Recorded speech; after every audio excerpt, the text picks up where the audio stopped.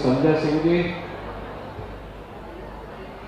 पूर्वांचल विकास board के सदस्य श्री विजय शंकर यादव जी, नगर पंचायत अध्यक्ष पीपीगंज गंगा प्रसाद जायसवाल जी, पूर्व प्रमुख श्री गोरख सिंह जी, शेषमणि त्रिपाठी जी, सदानंद शर्मा जी, राकेश चौधरी जी, चंद्र प्रकाश द्विवेदी जी, आज के इस कार्यक्रम में उपस्थित श्री गौतम सिंह जी, महेंद्र मिश्र जी, मकसूदन मिश्र जी, मृत्युंजय सिंह जी, ब्रजभूषण मिश्र जी, गोरखपुर प्रेस क्लब से जुड़े हुए सभी पदाधिकारी और भारी संख्या में यहां पर उपस्थित सभी इस क्षेत्र से जुड़े हुए नौजवान साथियों, उपस्थित भाइयों बहनों, श्री संजय सिंह जी ने भरोइया में ब्लॉक मुख्यालय पर पूज्य महाराज जी की इस भव्य प्रतिमा की स्थापना करवाई है और आज इस प्रतिमा को यहां पर लोकार्पण भी किया गया है। मैं सबसे पहले इसके लिए संजय सिंह जी को और उनकी पूरी टीम को हृदय से धन्यवाद देता हूं कि उन्होंने इस भरोइया में पूज्य महाराज जी की मूर्ति की स्थापना की, क्योंकि भरोइया से पूज्य महाराज जी का विशेष लगाव था। यहां पर बाबा पित्तेश्वर नाथ मंदिर सरोवर का निर्माण हो या फिर यहां पे गुरु गोरखनाथ विद्यापीठ के निर्माण की कार्रवाई पूज्य महाराज जी के ही आशीर्वाद से प्रारंभ हुआ था और मंदिर के पुनरुद्धार की कार्रवाई समय समय पर उन्होंने की थी। यहां पर जब नया ब्लॉक बना और नया ब्लॉक बनने के बाद नई कार्यकारिणी गठित हुई तो श्री संजय सिंह जी ने यहां पर पूज्य महाराज जी की एक भव्य प्रतिमा ब्लॉक परिसर में स्थापित की है। मैं इसके लिए उनको और उनकी पूरी टीम को हृदय से धन्यवाद देता हूं और आज यहां पर भव्य प्रतिमा स्थापित हो चुकी है। इसके लिए इस क्षेत्र के सभी नागरिकों को हृदय से बधाई भी देता हूं, क्योंकि भरोइया एक ऐसी जगह है जो मानेराम विधानसभा क्षेत्र का एक हिस्सा पहले भी था, गोरखपुर संसदीय क्षेत्र का हिस्सा हमेशा रहा और इस क्षेत्र से पूज्य महाराज जी 5 बार विधायक और 4 बार सांसद थे। यहां के एक व्यक्ति को वे चेहरे से पहचानते थे। जो नौजवान थे उन लोगों को उनके नाम से या उनके पूर्वजों के नाम से अगर वे परिचय देते थे तो सबको वे पहचान जाते थे। आज यहां पर उनकी भव्य प्रतिमा स्थापित हुई है। इस क्षेत्र में जनसेवा के साथ साथ सामाजिक समता के निर्माण के लिए यह प्रतिमा निरंतर प्रेरणा प्राप्त कर आप सबको प्रेरणा देगी।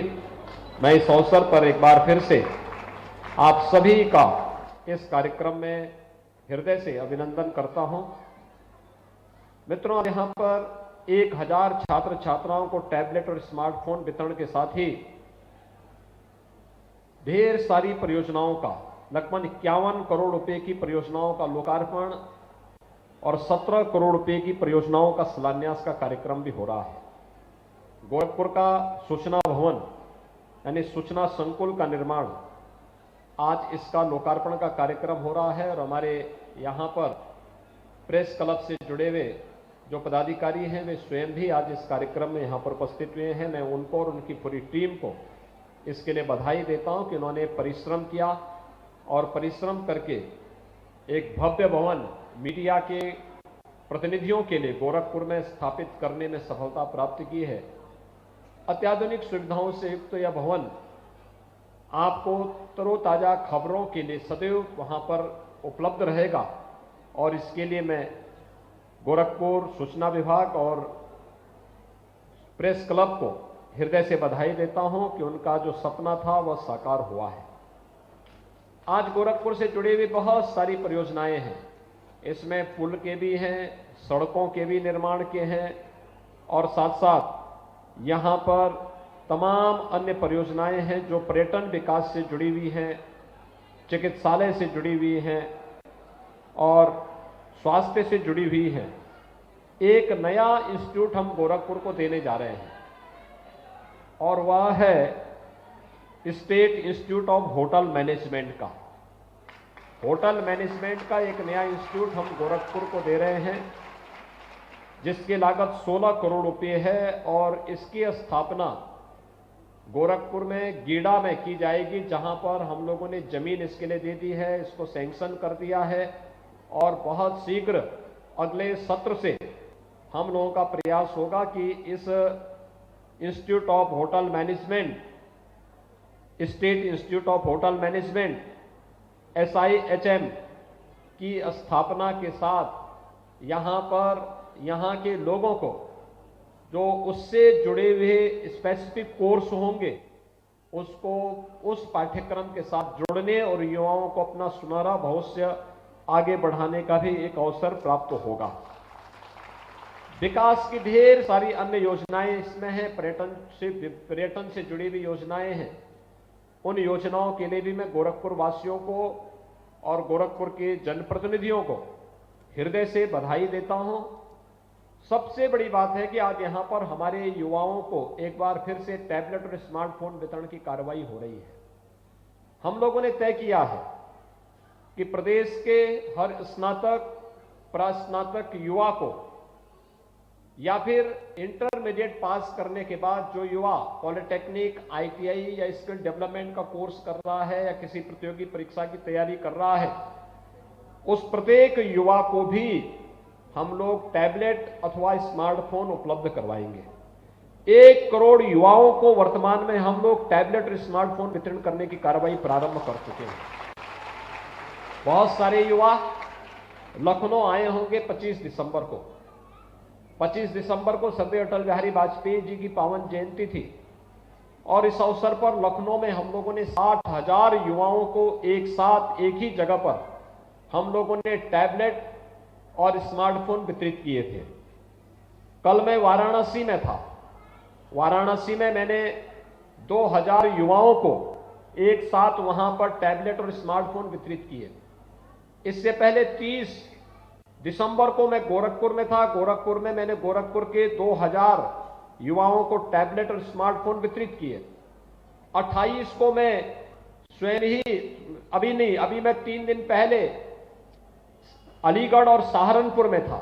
वहां के युवाओं को 2-2 हजार युवाओं को हमने टैबलेट और स्मार्टफोन वितरित किए। प्रदेश के अंदर हर एक जनपद में हम लोग टैबलेट और स्मार्टफोन पहुंचा रहे हैं और फिर हमारा प्रयास होगा कि इस कॉलेज वाइज, विश्वविद्यालय है, मेडिकल कॉलेज हो, इंजीनियरिंग कॉलेज हो, पॉलिटेक्निक हो, ITI हो, डिग्री कॉलेज हो, विश्वविद्यालय हो, यहां पर उन सभी छात्र छात्राओं के लिए ये टैबलेट और स्मार्टफोन उन्हें उपलब्ध करवाएंगे। इसमें 2 प्रकार की सुविधाएं हम अतिरिक्त देने जा रहे हैं। एक, ये टैबलेट और स्मार्टफोन जो हम लोग देंगे, ये टैबलेट और स्मार्टफोन में केवल टैबलेट और स्मार्टफोन उपलब्ध नहीं होगा। बहुत सारे गरीब बच्चे ऐसे होंगे जिनके मां बाप इसका खर्चा उठाने में हो सकता है उनके सामने संकट हो, और इसलिए सरकार ने तय किया है कि टैबलेट के साथ साथ डिजिटल एक्सेस, यानी जितना उसका खर्चा आता है उस खर्चे को भी सरकार उन बच्चों को उपलब्ध करवाने का कार्य करेगी। दूसरा, सरकार ने यह भी तय किया है अच्छा कंटेंट हम इसके साथ जोड़ करके इन बच्चों को उपलब्ध करवाएंगे और दुनिया की जो सबसे अच्छी कंपनियां हैं उनको हम जोड़ रहे हैं, जो संबंधित छात्रों को, जो डिग्री कॉलेज में पढ़ने वाले छात्र होंगे उनको डिग्री कॉलेज के पाठ्यक्रम, उत्तर प्रदेश विश्वविद्यालय से जुड़े हुए जो पाठ्यक्रम होंगे, वह जो तकनीकी संस्थाओं से जुड़े होंगे उनको टेक्निकल एजुकेशन, जो जुड़े हुए मेडिकल कॉलेजेस में पढ़ रहे होंगे उनको मेडिकल कॉलेज का पाठ्यक्रम, जो नर्सिंग में पढ़ रहे होंगे उनको नर्सिंग का जो फार्मेसी में पढ़ रहे होंगे, फार्मेसी का, पैरामेडिकल का है पैरामेडिकल का, पॉलिटेक्निक वालों को पॉलिटेक्निक का, आईटीआई वालों को आईटीआई का पाठ्यक्रम हम उन बच्चों को उपलब्ध करवाएंगे, अच्छा कंटेंट उनको उपलब्ध करवाएंगे।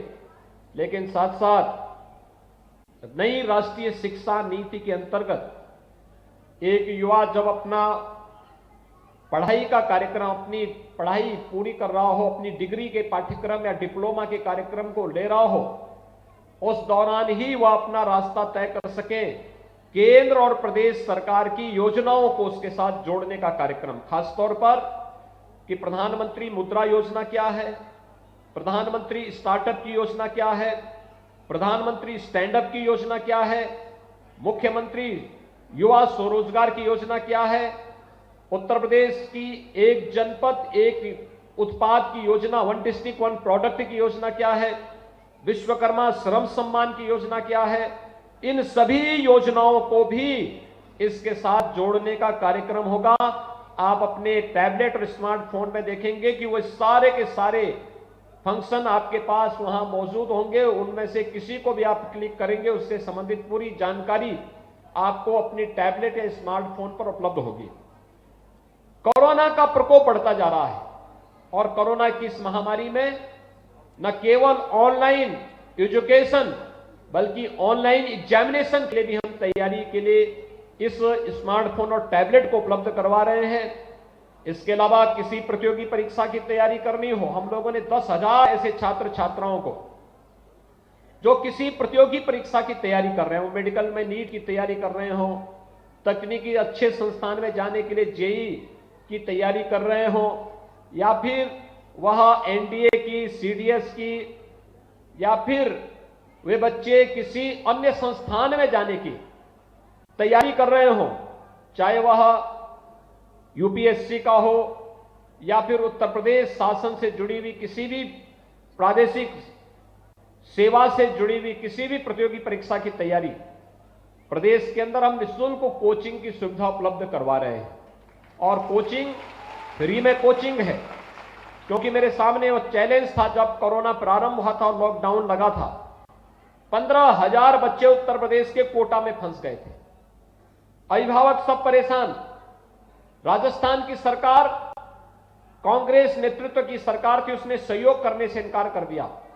तब मैंने 500 बसेज उत्तर प्रदेश से भेजी, उनके साथ फोर्स भी भेजी और सभी बच्चों को सुरक्षित उनके घरों तक पहुंचाने की कार्रवाई हम लोगों ने उस समय संपन्न किया था। और आज इसीलिए सरकार ने तय किया है उत्तर प्रदेश के युवाओं को प्रतियोगी परीक्षाओं की तैयारी करने के लिए उत्तर प्रदेश के बाहर जाने की नौबत ना आने पाए, इसके लिए अभ्युदय कोचिंग की क्लासेस हम उत्तर प्रदेश के अंदर प्रारंभ कर चुके हैं। ऑफलाइन भी है, ऑनलाइन भी है।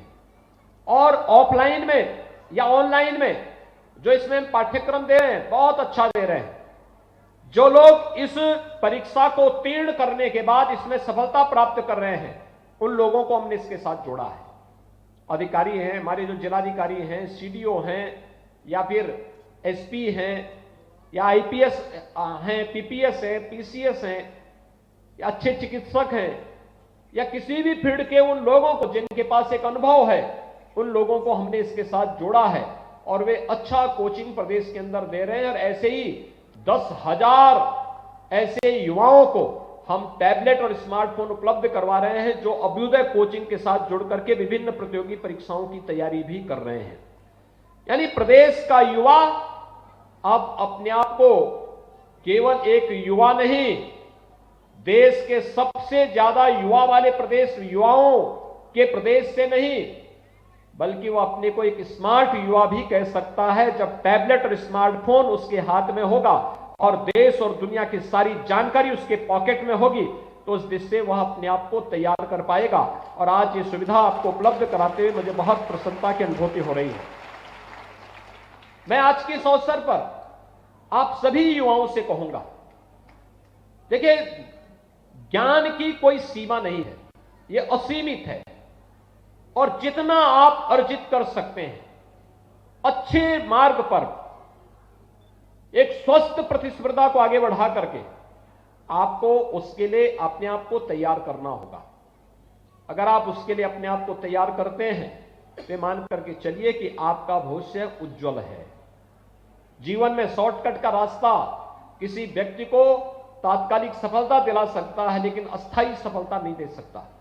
अस्थायी सफलता के लिए व्यक्ति को परिश्रम के साथ ईमानदारी पूर्वक प्रयास करना होगा, और ईमानदारी पूर्वक प्रयास करने के लिए अगर आप आगे बढ़ते हैं तो जीवन में सफलता पग पग पर आपके साथ आती हुई दिखाई देगी। और आज ये हम सबका सौभाग्य है कि नए भारत का नया उत्तर प्रदेश इस दिशा में तेजी के साथ आगे बढ़ रहा है। उत्तर प्रदेश हम लोगों ने पिछले 4.5 यानी 4.5 वर्ष हमारी सरकार को पूरे हो गए, 5 वर्ष होने जा रहे हैं, और इन 4.5 वर्ष के दौरान हमारी सरकार ने प्रदेश के अंदर 4.5 लाख युवाओं को सीधे सरकारी नौकरी दी, 1,61,00,000 नौजवानों को रोजगार और नौकरी की सुविधाएं उपलब्ध करवाई, और 60 लाख लोगों को स्वतः रोजगार के साथ जोड़ने का कार्य भी किया है। इतने बड़े पैमाने पर नौकरी, रोजगार, स्वतः रोजगार इससे पहले कभी नहीं मिला था। लेकिन सरकार की किसी भी सरकार की जब सोच ईमानदार होती है तो काम उतना ही दमदार भी होता है, और उस दमदार कार्य के साथ सरकार आपके पास है। कितने बच्चों ने यहां पे वैक्सीन ले लिया है?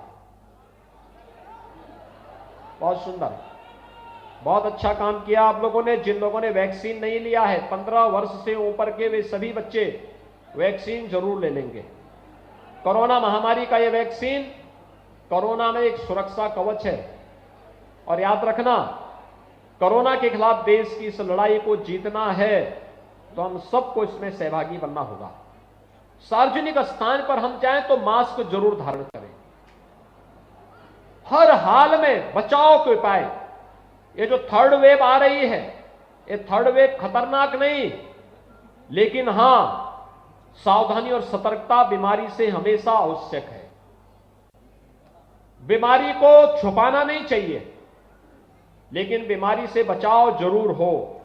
और बीमारी से बचाव इसलिए आवश्यक है क्योंकि बहुत सारे लोग ऐसे होंगे जो बीमार होंगे, बहुत सारे लोग ऐसे होंगे जो कमजोर इम्यूनिटी के होंगे, बहुत सारे लोग ऐसे भी होंगे जिन लोगों को हो सकता है पहले से कोई बीमारी हो। वे लोग अगर बचाव नहीं करेंगे, जबरदस्ती आ बैल मुझे मार वाली कहावत को अपने साथ दोहराने का प्रयास करेंगे तो उनके लिए खतरनाक हो सकता है। और इसलिए कभी भी बीमारी से भागना नहीं, घबराना भी नहीं, लेकिन सतर्कता और सावधानी जरूरी है। इसलिए वैक्सीन जरूर ले लेंगे। सरकार ने मुफ्त में वैक्सीन की व्यवस्था की है, सबके लिए वैक्सीन की व्यवस्था की है। आप सभी लोग इसका लाभ लेंगे इस विश्वास के साथ। एक बार फिर आप सभी युवाओं को टैबलेट उपलब्ध होने पर हृदय से बधाई। आज गोरखपुर को स्टेट का एक नया hotel, institute of hotel management का एक नया इंस्टीट्यूट गोरखपुर को प्राप्त हो रहा है। इसके लिए मैं बधाई देता हूं गोरखपुर वासियों को, एक बार यहां के युवाओं को इसके लिए भी बधाई देता हूं। यहां पर विकास की ढेर सारी योजनाएं, सड़क का है, पुल का है, पर्यटन से जुड़ी हुई योजनाओं का भी आज लोकार्पण और शिलान्यास हो रहा है। इसके लिए सभी जनप्रतिनिधियों को और जनता जनार्दन को मैं बधाई देता हूं। और पूज्य महाराज जी की प्रतिमा का आज यहां पर अनावरण हुआ है, इसके लिए मैं ब्लॉक प्रमुख भरोइया और ब्लॉक प्रमुख प्रतिनिधि के रूप में कार्य करने वाले संजय सिंह जी को हृदय से धन्यवाद देते हुए इस पूरे कार्यक्रम में आप सब ने भागीदारी की है, इसके लिए अपनी शुभकामनाएं देता हूं। धन्यवाद। जय हिंद।